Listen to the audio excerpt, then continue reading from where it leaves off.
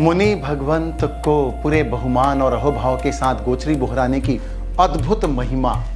एक बार राजगृह नामक नगरी के पास के गांव में एक संगमक नामक का बालक अपनी माता के साथ रहता था। माता बहुत निर्धन थी और उस पुत्र को एक बार खीर खाने की बहुत तीव्र इच्छा हुई।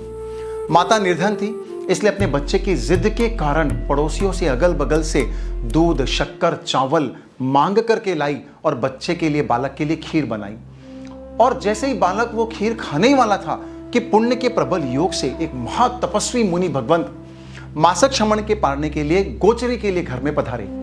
अब उस बालक ने अपनी इच्छा का त्याग करते हुए, भूख का त्याग करते हुए, पूरे आदर, बहुमान, अहोभाव के साथ मुनि भगवंत को वो पूरी खीर बोहरा दी, ये सोचते हुए कि ऐसे चिंतामणि रत्न और कल्प वृक्ष से ज्यादा महिमाशाली मुनि भगवंत आज मेरे घर पधारे हैं, नहीं तो मुझ जैसे गरीब के यहाँ कहाँ ऐसा लाभ मिलता।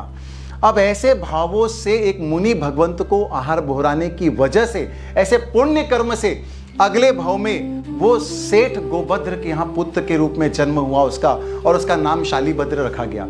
और उनके जो पिता थे गोभद्र, वो मुनि भगवंत के दीक्षा लेकर के मृत्यु को प्राप्त करके देवलोक में देव हुए, और वहां से अपने पुत्र को वात्सल्य के कारण और शालीभद्र के पुण्य के कारण हर रोज स्वर्ग लोक से रत्न, बहुमूल्य आभूषण, सोने चांदी रोज उपहार स्वरूप भेंट करते।